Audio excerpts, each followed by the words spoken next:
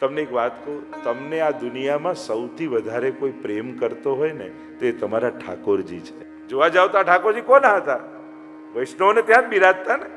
દુનિયામાં બધાથી ડરજો, પણ તમારા ઠાકોરજી ક્યારે તમારું અહિત કરશે નહીં અને બીજાને કરવા દેશે નહીં. તો દસમ સ્કંદનો પ્રવેશ, કારણ કે કૃષ્ણ એવો કૃપાળુ પ્રભુ છે. ગઈકાલે જ જે ચર્ચા કરતો હતો કે એને લાયક થવું બહુ અઘરું છે, પણ એના થવું બહુ સહેલું છે. કારણ કે એના થવા માટે એને કોઈ શરત નથી રાખી. લાયકાત માટે ખૂબ પ્રયાસ કરવા પડશે, ખૂબ જ અથાગ તપ, પરિશ્રમ, જપ, યજ્ઞ, અનેક પ્રકારના સાધનો કરવા પડે ત્યારે ભગવાનના લાયક બનાય. પણ એના થવા માટે સહેલો રસ્તો, જેવા છો એવાનો સ્વીકાર કરવો. હા, હું આવો જ છું, પણ જેવો છું એવો તારો છું. અને કૃષ્ણ તત્વની વિશેષતા એ છે, અન્ય જગ્યાએ જે સારો એ મારો, બધા જ સદગુણ હોય એને જ પરમાત્મા સ્વીકાર. કૃષ્ણ ભક્તિમાં જે મારો એ જ સારો. એકવાર તુલસી દલ હાથમાં લઈ હજારો દોષોથી ભરેલો જીવ જ્યારે એમ કહે છે બ્રહ્મ સંમતિ સમયે, હે કૃષ્ણ હું તારો છું, હે કૃષ્ણ હું તારો છું, હે કૃષ્ણ હું તારો છું. બસ જ્યારે આ 3 વાર જીવ બોલે છે ને, પછી ભગવાન એનો ભૂતકાળ ભૂલી જાય છે. આ ક્ષણે આ મારો થયો, એ જ ક્ષણે હું તારો થવા બંધાઉં છું. જે ક્ષણે તમે ભગવાનના થવાનો તમારું સમર્પણ એ જોવા જાઓ તો ભગવાનની તમારા પ્રત્યેની શરણાગતિ છે. તમારો સ્વીકાર કરી, અને ત્યારે કોઈ શરત પરમાત્મા રાખતા નથી. તું મારે લાયક છું કે નહીં એ ચાર્ટમાં ચકાસતા નથી પરમાત્મા. આપણે ક્ષણે ક્ષણે ભગવાન હોય તો આમ થઈ જાય, ભગવાન હોય તો આમ કરી દે, ભગવાન હોય તો આ મળી જાય. ક્ષણે ક્ષણે ભગવાન છે કે નહીં એની પરીક્ષા આપણે કરીએ છીએ, પણ તું ભક્ત છે કે નહીં એની પરીક્ષા ભગવાન ક્યારે કરતો નથી. એ તો એની ભગવત્તાના આનંદમાં રહે છે, એ તો એના સ્વીકારના સ્વભાવમાં રહે છે. આપણે તો કેટલી વાર એને ટેસ્ટ કરતા હોઈએ છીએ, વાતે વાતે, નાની નાની વાતે, અને એ સાબિત સદાય કરતો રહે. પણ એ ક્યારે સેવા કરતા તમે ફરિયાદ કરી શકો કે સેવા કરવા બેસીએ ને અમારું મન ભટકે. તમારું ભટકી શકતું હશે, પણ તમે સેવામાં હો ને ત્યારે તમારા ઠાકોરજીનું મન તો તમારામાં જ હોય છે. એનું મન તમારાથી ક્યારે ભટકતું નથી. એનો નિરોધ તો તમારામાં થયેલો જ છે. આ કથા તો આપણા નિરોધની છે, ભગવાન સુધી જોડાવાની. આ દસમ સ્કંદની કથા એ પરસ્પરના નિરોધની કથા, કે હું બધું ભૂલું ને તારો થઈ જાઉં. ભગવાન કે જે દિવસે તું બધું ભૂલીને મારો થઈશ, એ દિવસે હું મારી ભગવત્તા ભૂલીને તારો થઈ જઈશ. ભગવાનનું મહાત્મ્ય એમાં જ છે. એનું મહાત્મ્ય એની મોટાઈમાં નથી, એનું મહાત્મ્ય છે આટલો મોટો અને સર્વ સમર્થ હોવા છતાંય ભક્ત માટે અસમર્થ બનવા એ તૈયાર છે. એ ગોપીઓને ચુલ્લુ ભર છાછ માટે નાચે છે, એમાં એની મોટાઈ છે. એ છોલે આરોગીને પણ ઓડકાર લઈ લે છે, એમાં એની મોટાઈ છે. સંસારિક જીવોની મોટાઈ એના સામર્થ્યમાં હોય છે. હું આ પદમાં, હું આ પ્રતિષ્ઠામાં, હું આ જગ્યાએ, ત્યારે હું મોટો કહેવાઉં. ભગવાન કહે હું તો છું જ ભગવાન, મારી મોટાઈ તારે પરવશ થઈ જવામાં છે. સર્વતંત્ર સ્વતંત્ર એવા પરમાત્મા તમે જગાડો ત્યારે જાગે, તમે આરોગાવો ત્યારે આરોગે. અને તમે કહો ચલો હવે પડવાનો સમય, આજે મારે લગ્નમાં જવાનું બહુ ઉતાવળ, બપોરના સમયે રૂચી રૂચી સખી અને સેજ બનાવી. ઠાકોરજી કે માથે સૂરજ ને રાત થઈ ક્યાં? પણ પ્રભુ એ પ્રશ્ન કરતા નથી. એમને શયનના પદ ગાઓ ને તો બગાસા અવાજ લાગે કે હવે રાત થઈ ગઈ. આણે કહ્યું કારણ કે મારી દિવસ ઉગે છે આના કહેવાથી, અને મારી રાત પડે છે આના ભાવથી. આ પુષ્ટિ પુરુષોત્તમ છે. આખી દુનિયા જેને વશ છે, મહાપ્રભુજી એને ભક્તોને વશ કરીને પધરાવ્યા છે. કે તને ઠાકોરજી તો પધરાવું છું, પણ ભગવાન તરીકે નહીં, તારો બાલક તરીકે, તારે વશ થઈને. ગઈકાલે જ એ વાત કરીને મેં, બોલતા નથી, આરોગતા નથી એટલા માટે કારણ કે આપણાથી આવા સચવા એવા છે એટલા માટે. બાકી એ ચાલતો ફરતો દોડતો માંગતો આપણાથી સાચવી નહીં શકાય. એટલા માટે ઠાકોરજી કે ના ના, તારાથી સચવાવું એવો થઈને તારા ઘરે બિરાજીશ, તારે પરવશ થઈને, તારી ઈચ્છાને આધીન થઈને. આખી દુનિયા સુખ માંગવા ભગવાન પાસે જાય, પણ ભગવાનને સુખ જોઈતું હોય ને તો એ મહાપ્રભુજીના સેવકના ઘરે આવીને બિરાઈ જાય. કારણ કે દુનિયા તો માંગે છે, મહાપ્રભુજીનો સેવક આપે છે. સાધારણ વૈષ્ણવ મંદિરે જતો હોય તો આજે આ માંગીશ, આજે આ માંગીશ, આજે આ કહીશ. વૈષ્ણવ હવેલીએ જતો હોય ત્યારે આજે શું આપીશ, શું આરોગાવીશ, શું પ્રભુને ધરીશ, આપવાની ભાવનાના વિચાર સાથે જે પરમાત્મા પાસે જાય ને એ જ પુષ્ટિ ભક્ત છે. અને આ સંસ્કાર, આ વિવેક, આ સમજણ, આ મેચ્યોરિટી ભક્તિની આપણને મહાપ્રભુજીએ શીખવાડી છે. એક મેચ્યોર ભક્ત કેવો હોય. પુષ્ટિ ભક્તિ એટલે મેચ્યોરિટીની ભક્તિ. અહીંયા ભક્તિમાં નાદાની નથી, આવેશ નથી, કેવલ આકર્ષણ નથી, સમજણપૂર્વકની શરણાગતિ છે. આત્માના ઊંડાણથી ચાહના છે, પ્રેમ છે, કે જ્યારે આપવાની ઈચ્છા થાય ત્યારે જ તો પ્રેમ પ્રગટ થતો હોય છે. પ્રેમ ક્યારે માંગણી કરતો નથી, પ્રેમ હંમેશા લાગણી વશ થઈને આપે છે. માંગણી પ્રધાન ને લાગણી પ્રધાન બે પ્રકારની દુનિયા છે ને. જે માંગણી પ્રધાન છે દુનિયાને પોતાને અનુકૂળ બનાવવાના પ્રયાસમાં રહે છે, બધા મારા પ્રમાણે ગોઠવાય. અને જે લાગણી પ્રધાન છે બધાને અનુકૂળ થવાનો પ્રયાસ કરે છે. તથૈવ તસ્ય લીલેતિ મત્વા चिंताम धृतम त्यजेत. वैष्णवों को तो महाप्रभु जी ने विचार दिया है कि देखो ये सब प्रभु की लीला है, उसका आनंद लो. जगतમાં ભાગલા નથી, જુદાપણું નથી, વૈવિધ્ય છે. इस विविधता का आनंद लो. આપ દુનિયાને પરાણે એક કરવાની મહેનત કરીએ છીએ ને એમાં ઝઘડા વધે છે. બધાને એક જ ગમે, એક જ ભાવે, એક જ આ કરે, એમાં તો ઝઘડા વધે. લોકો જુદા છે એટલે બીજાના જુદાપણાનો સ્વીકાર જ આપણને એકતા લાવી શકે છે. વૈવિધ્ય છે, દરેકની ભાવના છે, દરેકનો એક અધિકાર છે, દરેકની એક યોગ્યતા છે. અને એ વૈવિધ્યનો આનંદ આપણે લેતા હોઈએ છીએ. કૃષ્ણ ચરિત્ર કથા જે ગઈકાલે નંદ મહોત્સવ સુધી પહોંચ્યા આપણે. કૃષ્ણ એટલે આનંદ.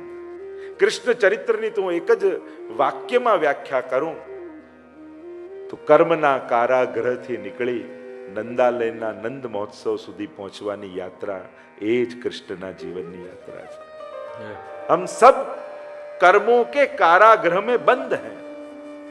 દરેકના બેડી છે, દેખાય કે ન દેખાય, દરેકના પગમાં અને હાથમાં કર્મની બેડી તો લાગેલી જ છે. અને પરવશ છીએ ઘણી વાર, નહીં તો ઘણાને ઘણું કરવું છે, થાય છે. અરે સારું નથી થતું, પણ હા પ્રભુને એ વિનંતી ચોક્કસ કરવી કે પ્રભુ ખરાબ કરવાની પણ ઈચ્છા થાય છે, પણ તું ક્યારે મને એમાં સફળ ન થવા દેતો. વિચારો મારા બદલવા બહુ અઘરા છે.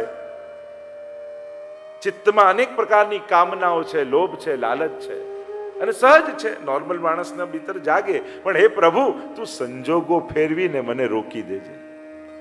હું પાપ કરવા નીકળું ત્યારે જ કાર બહાર ના મળે, ત્યારે જ ટેક્સી ન મળે, ત્યારે જ ખિસ્સામાં પૈસા ના હોય.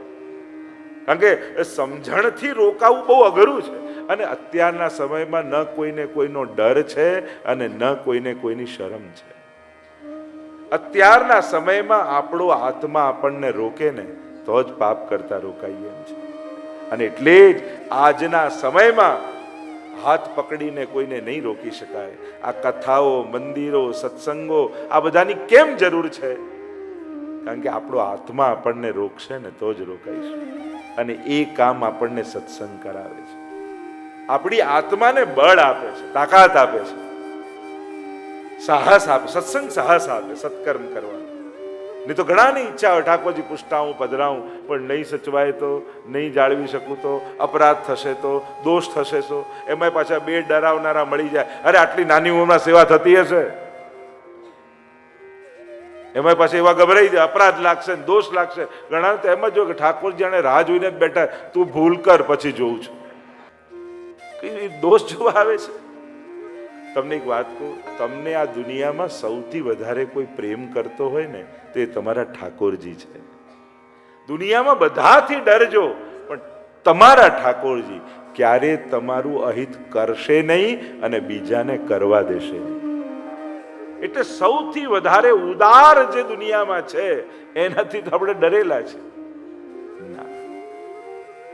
પ્રભુ જ એકમાત્ર એવા છે જે તમારી બધા દોષોને ક્ષમા કરી સ્વીકારવા આવ્યા છે.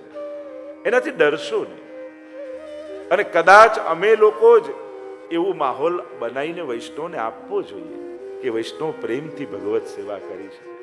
આમ નહીં થાય, આમ નહીં થાય, તમે તો મિશ્રિત ધરો છો, તમે તો આમ જ કરો, હંમેશા જ્યારે જાઓ ત્યારે કંઈક ને કંઈ દોષ જ બતાવી. અરે ના, મિશ્રી પણ ધરે છે તો અહોભાવ રાખો. કોઈ પણ વૈષ્ણવ નાનો નથી. હું તો હંમેશા કહું, તમે વલ્લભ કુળમાં વલ્લભ જુઓ છો તો અમારે વૈષ્ણવ કુળમાં દમલાજી જોવા જ જોઈએ. અને પરસ્પર જ્યારે આ દ્રષ્ટિ આવશે તો જ આપણા પુષ્ટિ માર્ગનો સ્વસ્થ સમાજ ઉભો થશે. તમે જે આદર અમારા પ્રત્યે રાખો છો એવો જ આદર જેવો ગુસાઈજી દમલાજી માટે રાખતા કે એમને નીચે નહીં બેસવા દેતા, એવો આદર જ્યારે અમે વલ્લભ કુલ વૈષ્ણવ કુળ માટે રાખવા લાગીશું ને ત્યારે પુષ્ટિ માર્ગનું દ્રશ્ય જ કંઈક જુદું હશે. પરસ્પર પ્રેમની વાત, આ પરસ્પર અહોભાવની વાત. અમે તમારા પર ઠાકોરજી પધરાવીને એમ કે અમે ઠાકોરજી પધરાવી દીધા છે. અરે ના, આ સાતે સ્વરૂપ નિધિ અમારે ત્યાં 252-84 ના ઠાકોરજી નિધિ સ્વરૂપો આ વૈષ્ણવોએ વલ્લભ કુલના માથે પધરાવેલા છે. જોવા જાવ તો આ ઠાકોરજી કોના હતા? વૈષ્ણવને ત્યાં જ બિરાજતા ને. આ બધા વૈષ્ણવને ઘરે જ બિરાજતા.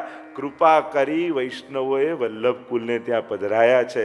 એટલે અમે જો એમ રહેતા હોય કે અમે ઠાકોરજી પધરાઈએ છીએ, એ પહેલા તો અમારે નતમસ્તક થવું જોઈએ કે આ બધા નિધિ સ્વરૂપો આ વૈષ્ણવોએ અમારા માથે પધરાયા છે.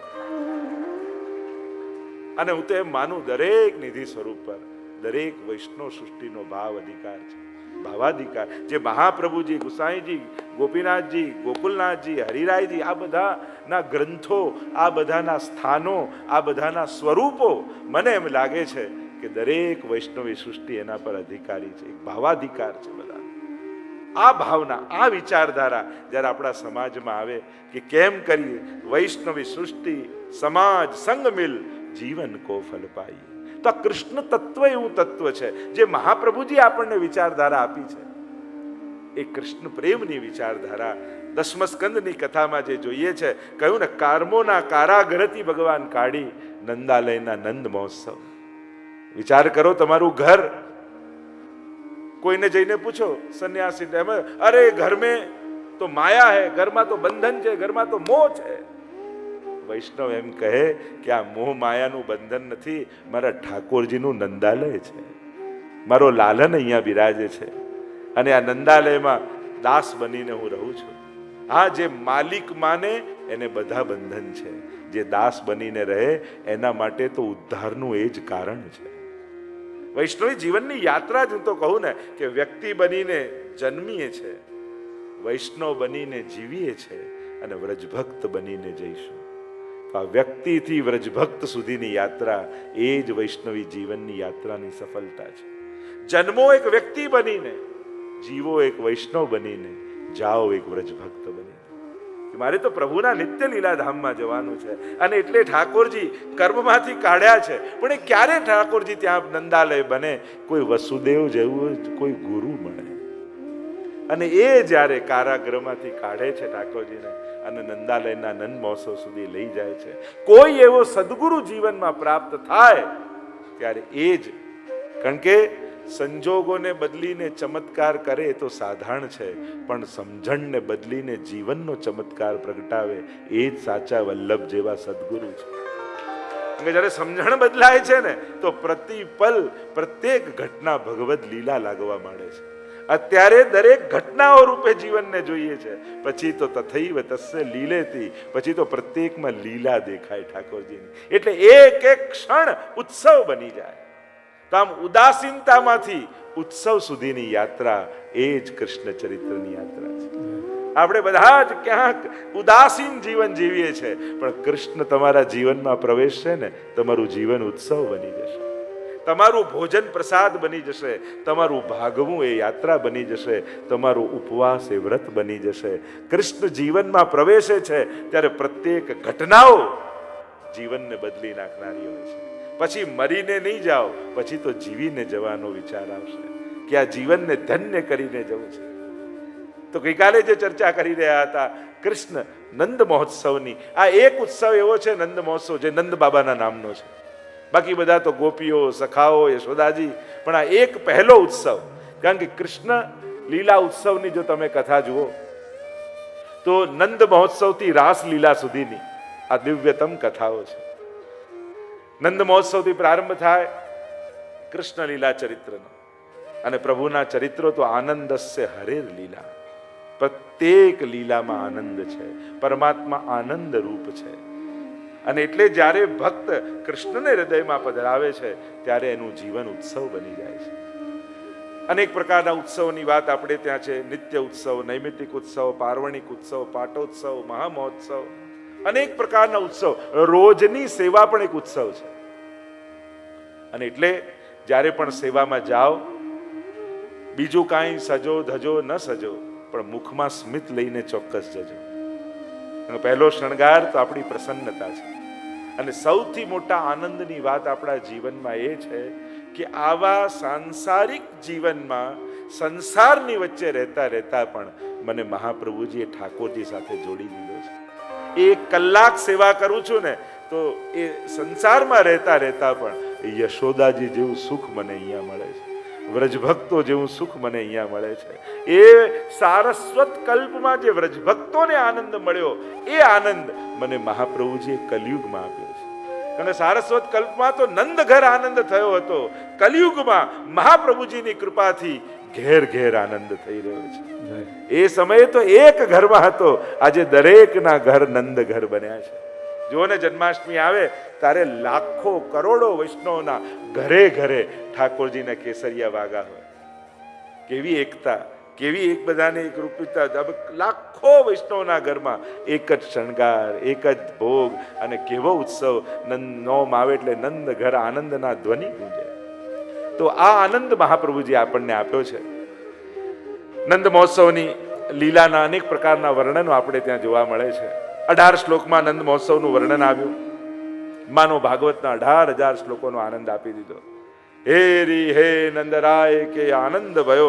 જ્યારે આ ધ્વનિ ગુંજ્યો છે બ્રજમાં, અને જ્યારે પ્રભુ પધાર્યા છે એવા સમાચાર સમગ્ર વ્રજવાસીઓને મળ્યા. જો સુરદાસજી પર કૃપા કરીને મહાપ્રભુજીએ, ત્યારે સુરદાસજીને બ્રહ્મ સંબંધ આપ્યું અને કહ્યું લીલા કે પદ ગાઓ. તો કે મેં લીલા તો કશું જાણત નહીં હું. 10મ સ્કંદની અનુક્રમણિકા સંભળાવી. ઇન્ડેક્સ, કથા નહીં. અનુક્રમણિકા એટલે ઇન્ડેક્સ કેવલ. પણ શ્રી વલ્લભની વાણી છે, વાક્પતે છે, એમના તો શબ્દ શબ્દમાં કૃષ્ણ રમે છે. કેવલ અનુક્રમણિકા સંભળાવીને હૃદયમાં બધી જ કૃષ્ણ લીલા પ્રગટ થવા લાગી. નંદ મહોત્સવની લીલા સુરદાસજીને દેખાવા લાગી. બ્રજ ભયો મહેર કે પૂત, જબ યે બાત સુની, આનંદે સબ લોગ ગાવત ગણિત ગુની. અને નંદ મહોત્સવની લીલાના પ્રગટ દર્શન થયા. નંદાલયની લીલા ગાતા ગાતા ગોપીઓના ઘરની લીલા ગાવા લાગ્યા. અને ત્યારે મહાપ્રભુજીએ રોક્યા. સુન સૂર સબન કી યહ ગતિ, જીન હરિચરણ ભજે. જેણે પ્રભુને ભજ્યા છે દરેકના ઘરની આ જ ગતિ થવાની છે. અને એ જ વાણી આજે પણ સત્ય છે ને. જેણે પ્રભુને પધરાવ્યા છે એ ઘર ઘરમાં આજે પણ એ ઉત્સવ થઈ રહ્યા છે. તો આમ મહાપ્રભુજીની કૃપાથી એ નંદ મહોત્સવની લીલાના દર્શન થયા. જ્યારે આખા બ્રજમાં એક જ ધ્વનિ ગુંજવા લાગ્યો. નંદ ઘર આનંદ ભયો, જય કનૈયા લાલ કી. નંદ ઘર આનંદ ભયો, જય કનૈયા લાલ કી. ब्रज में आनंद भयो, जय कन्हैया लाल की. ब्रज में आनंद भयो, जय कन्हैया लाल की. हे नंद घर आनंद भयो, जय कन्हैया કનૈયા લાલ કી નંદ ઘર આનંદ ભયો, નંદ ઘર આનંદ ભયો. પ્રત્યેક વ્રજવાસીને એમ લાગ્યું જાણે મારા ઘરે પ્રભુ પ્રગટ થયા. અને દરેકને એમ થયું કે ભગવાન આવ્યા તો શું કરું, આનંદ માતો નથી. અને જ્યારે આનંદ હૃદયમાં આવે ને ત્યારે આપવાની ઈચ્છા થાય, અને દુઃખ આવે ત્યારે માંગવાની ઈચ્છા પેદા થાય. એટલે તો આપણે ત્યાં લૂંટાવીએ છીએ ને, એટલે કે હાથમાં આપી દેતા હોતો. પણ દરેક ઘરમાં એટલો આનંદ હતો, બધાને એમ તો અમારા ઘરે પ્રભુ આવ્યા. એટલે બધા આપવા વાળા હતા, બ્રજમાં કોઈ લેવા વાળું જ નહોતું. એટલે ઉછાળવા લાગ્યા. એક ભાવ એવો કર્યો, કૃષ્ણ તો કૃપા લૂંટાવનારો છે ને, વાંટનારો નથી. વાંટનારો હોય તો કોને કેટલું આપવું. અરે પ્રસાદનો થાળ લઈને પણ કોઈને બહાર રાખીએ, બધાને એક એક ને પોતાનો સગો દેખાય તો મુઠ્ઠો મોટો થઈ જાય. સજ સ્વભાવ છે, એમ થાય કે હાટીએ ને આપીએ, સજ સ્વભાવ છે. તો આ તો ભેદભાવ થઈ ગયો ને. કૃષ્ણ ભેદભાવ કરે એ તો કે હું નહીં વાંટું, હું તો લૂછાડીશ, હું તો લૂંટાવીશ. તારામાં તાકાત હોય એટલો લૂંટી લેજે મને. એટલે પ્રભુ પાત્રતા નથી જોતા, એ આપે છે. જેનું જે પાત્ર હોય એટલું ભરી જાય છે. અહીંયા બ્રજ ભક્તો આનંદ માણવા લાગ્યા, નાચવા લાગ્યા, કૂદવા લાગ્યા, ગાવા લાગ્યા. કહેવાય છે 2 વર્ષ પહેલા રાવલમાં વૃષભાનજીને ત્યાં બાળકીનો જન્મ થયો હતો. જન્મ તો થયો પણ આંખો ખોલતી નથી. કોઈ જ્યોતિષને બતાવું ક્યારે ખોલશે કે આનો થનારો પતિ પ્રગટ થાય ને એના સમાચાર મળે જન્મના તો આંખ ખોલે. અને અહીંયા નંદ ગામમાં તો નંદ ઘર આનંદ ભયો, નંદ ઘર આનંદ ભયો. અને એ ધ્વનિ પહોંચ્યો છેક રાવલમાં. અને રાવલના ગોપોએ સાંભળ્યું ને વધાઈ આપવા વૃષભાનજી પાસે આવ્યા. રાવલ કે કહે ગોપ આજ બ્રજ ધૂનિયોપ રાવલ કે કહે ગોપ આજ બ્રજ ધૂનિયોપ કાન દે દે સુનો बाजे गोकुल मंदिर अरे कान देकर सुनिए रावल के गोप कहने लगे नंद गांव से ध्वनि आ रहा है, नंद बाबा के वहां लालन का प्रागट्य हुआ है, लाइए वृषभान जी को समाचार दें। मिलकर आए, वृषभान जी बैठे हैं झूले पर, पास में कीर्ति जी हैं, गोद में राधा जी हैं। और आए गोप कहने लगे बाबा बधाई है। क्या बधाई है? नंद बाबा के वहां लाला भयो है। અને આ સાંભળતાની સાથે રાધાજીએ નેત્ર ખોલી લીધા, વૃષભાનજી પ્રસન્ન થઈ ગયા, ઉપાડી લીધા રાધાજીને અને વૃષભાનજીને કીર્તિજી નાચવા લાગ્યા, ગાન કરવા લાગ્યા। નંદ ઘેરા નંદ भयो जय कन्हैया लाल की હે નંદ ઘેરા નંદ भयो जय कन्हैया लाल की ब्रज में आनंद भयो जय कन्हैया लाल की ब्रज में आनंद भयो जय कन्हैया लाल की हे राधा जी को सैया भयो जय कन्हैया लाल की हे राधा जी को सैया भयो जय कन्हैया लाल ત્રિલોકમાં ધ્વનિ ગુંજવા લાગ્યો। મહાદેવજીએ સાંભળ્યું। અને કથાઓ તો ઘણી લાંબી છે, આપણે વિસ્તારમાં નથી જતા।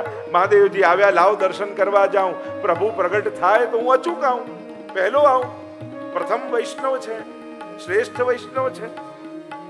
આવ્યા, નારદજીએ કહ્યું ક્યાં જાઓ છો? દર્શન કરવા। અરે આ વેશમાં કોણ જવા દે? શું કરું? ધરો વેશ જોગીનો, હાથમાં લો ચીમટો અને જાઓ યાચના કરવા માટે। અને આવ્યા, જોગીનો વેશ ધરી બહાર ઉભા રહી ગયા। અરે મૈયા, હિમાલય से जोगी आए हैं। सोनाના થાળમાં રત્નો ભરીને યશોદાજી લઈ આવ્યા। लो बाबा, अरे ये सब नहीं चाहिए, तो क्या चाहिए आपको? देना है तो लालन के दर्शन कराओ। કહ્યું કે આ સન્યાસી ક્યાંક મારા બાબા લાલનને ઉપાડી જાય સાધુ બનાવી દેતો? ના ના, આને ન બાપા, એમ જે માંગો એ આપીશ, દર્શન નહીં થાય।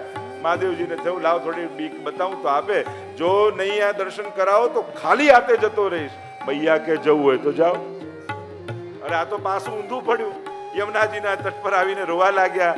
અરે પ્રભુ આટલા દૂરથી આવ્યો, દર્શને નહીં આપો? ये यथा माम प्रपद्यन्ते तांसु दैव भजाम्यहम्। જે જે રીતે મને ભજે હું પણ એને રીતે ભજે। અહીંયા બાબા રડે અને અહીંયા લાલન રડે। મૈયાને કેમ ગોદમાં લે, પલ્લામાં લે, છાના જ ન રહે, ન દૂધ પીએ ને કઈ આરોગે, કરવું શું? ગોપીઓ ભેગી મળી ગઈ। એક ગોપીએ કહ્યું લાગે છે કોઈની નજર લાગી ગઈ છે। અચ્છા, તો આ ઉતરે કોણ? તો કે જે હિમાલયના મહાત્મા હોય ને એને આ બધું બહુ આવડતું હોય। અરે સવારે જ આવેલા, જાઓ દૂર નહીં ગયા હોય ગોતીને લઈ આવો। ब्रजમાં ગોતવા લાગી, જોયા બાબાને, કહ્યું બાબા આપકો મૈયા બુલા રહી। અચ્છા, અલખ નિરંજન કરતા આવ્યા। ગોદમાં છે લાલન રડી રહ્યા છે, સામે છે બાબા। આંખોથી ઈશારા થઈ ગયા કે બસ આવું જ છું. બાબા કહેવા લાગે લાવ શાંત કરી દઉં. તમને નજર ઉતારતા તો આવડે છે ને બાબા? અરે મને નજર ઉતારને વાળા બાબા કહીને જ બોલાવે છે ગામવાળા. આ તપ કરીને નજર ઉતારતા જ શીખ્યો છું, હમણાં ઉતારી દઉં. ખોળામાં ના આપવું, દૂરથી ઉતારો. અને લાલન એવું જોરથી રડ્યા, ગભરાયા. યશોદાજીને બાબાની ગોદમાં આપી દીધા. પલાઠી વાળી લાલનને લીધા ખોળામાં. નાના નાના હસ્તને છાતીએ લગાડે, નાના નાના ચરણને મસ્તકે લગાડે. મૈયા આશ્ચર્યથી જુએ કે આ નજર ઉતારો છો કે પોતાની ઉતરડાઓ છો? અરે અમારે હિમાલય में ऐसे ही उतरती है. અરે ઉતરી તો પાછા આપો. અને બાબા તો પ્રસન્ન પ્રસન્ન થઈ ગયા. ઉપાડ્યા લાલનને ઉપર અને નાચવા લાગ્યા અને કૂદવા લાગ્યા. નંદ ઘેરા નંદ ભયો, જય કનૈયા લાલ કી, હે નંદ ઘેરા નંદ ભયો, જય કનૈયા લાલ કી, ब्रज में आनंद भयो, જય કનૈયા લાલ કી, ब्रज में आनंद भयो. જય કનૈયા લાલ કી. એટલે જ આપણે ત્યાં જ્યારે નંદ મહોત્સવ થાય એમ કહેવાય કે પુષ્ટિ માર્ગમાં આવ્યા ને આ ત્રણ વસ્તુ ન પામ્યા તો શું આનંદ પામ્યા? એક નંદ મહોત્સવનું દહીં, બીજું અન્નકૂટની સખડી અને ત્રીજો ડોલનો ગુલાલ. આ ત્રણ જેણે ન મેળવ્યું એને તો શું આનંદ પામ્યા છે? પુષ્ટિ માર્ગ તો ઉત્સવનો માર્ગ છે, આનંદનો માર્ગ છે. અને અહીંયા નંદ મહોત્સવ દાઢી દાઢણ આવ્યા. 18 શ્લોકમાં વર્ણન છે નંદ મહોત્સવ. આપણે ત્યાં જો સૌરાષ્ટ્રમાં આજે પણ દાઢી લીલા થાય, વંશાવલીઓનું ગાન કરવામાં આવે. જે પૂર્વમાં બધા હતા દાઢીઓ અને વંશજો વંશાવલીઓનું ગાય, પૂર્વજોની પ્રશંસા કરે કે આ તમારા કુળમાં સાક્ષાત પ્રભુ પધારે. અનેક અનેક પ્રકારના વર્ણન છે. અને આ ઉત્સવ ચાલી રહ્યો છે. એ ઉત્સવમાં આનંદ કરતા કરતા નંદ બાબાનું મન લૌકિકમાં ગયું.